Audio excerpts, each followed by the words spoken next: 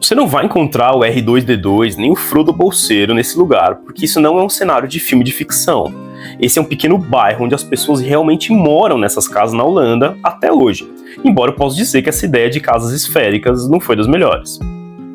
Depois da Segunda Guerra Mundial, a Holanda precisava construir casas para se reconstruir, e também por conta do baby boom pós-guerra, aquela época que muitas crianças nasceram e as famílias estavam crescendo.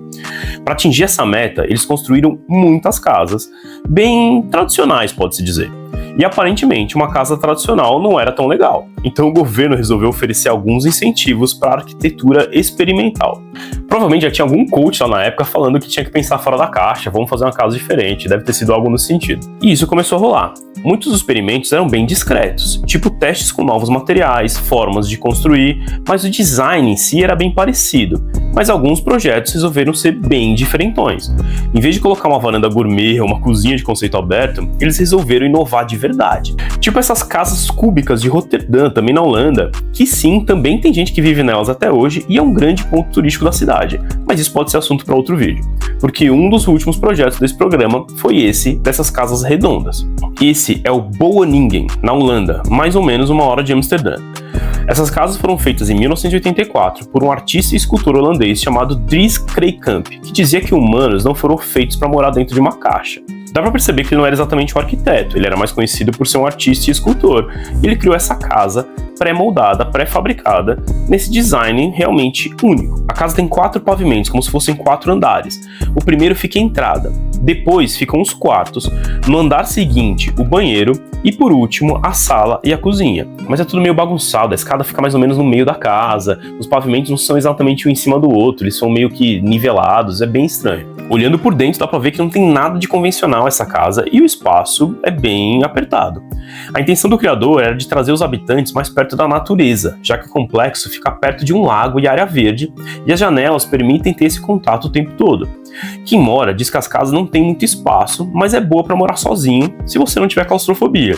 E as casas estão fazendo 40 anos e continuam lá. Tem gente morando, mas com certeza pode-se dizer que o projeto não deu certo, até porque nunca mais fizeram nenhum tipo de casa parecido com essa. O governo é proprietário e aluga as casas, por ficarem perto de árvores e também porque não tem pingadeira, né? A casa é redonda, as paredes de concreto e fibra de vidro mancham de verde muito fácil. De tempos em tempos eles precisam pintar novamente as casas, mas esse é o menor dos problemas. Os moradores dizem que as janelas não vedam bem por conta do formato redondo da janela e da casa, e molha bastante dentro.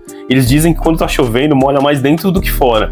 Elas também têm um isolamento térmico bastante bom pro inverno, mas quando tá quente, dizem que fica bem difícil de conseguir ficar dentro da casa. Eles dizem que esperam sempre ansiosamente pelo inverno, que é a melhor época do ano. E por conta do formato, é difícil para quem se muda encaixar seus móveis de uma maneira eficiente, porque tudo é arredondado. Eu acho que não dá nem para botar um quadro na parede. Além desses problemas, as casas também acabaram ficando caras para serem fabricadas, porque o processo é bem diferente das casas tradicionais.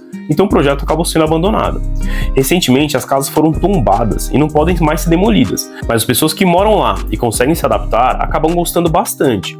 Eles falam que o bairro é bem localizado, que a vizinhança é boa, o pessoal tem uma energia legal e ninguém nunca é deixado de canto. Foi mal essa piada, eu não consegui assistir. Mas falando sério, tem muitas construções tipo elefantes brancos que depois ficam largados, só pegando pó, completamente abandonados.